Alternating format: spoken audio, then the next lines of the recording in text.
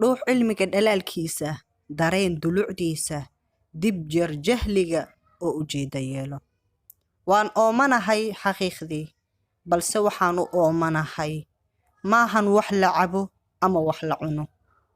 waxaan u oomanahay cilmigan anigu isku bedeli lahaa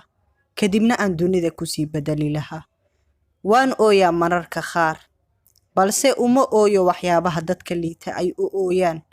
ee waxaan u ooyaa inaan mar uun arko anigoo cilmi leh camalkiisana uu alle iigu daray aan qofna istusin alle dartiina wax walbaa u qabta waan farxaa markaan arko qof u soo socda hal shay inuu ii faa'iideeyo ama uu ii kordhiyo haddaan awoodi lahaa inaan wax walbaa barto xaqiiq qof walba oo cilmi yaqaan ah baan ag fariisan lahaa xitaa aan ag fariisto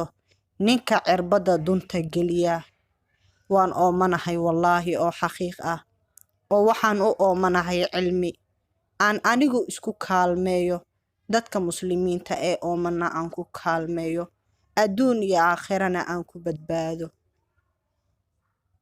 dhuux cilmiga dhalaalkiisa dareen dulucdiisa dib jeer jahliga oo ujeeda yeelo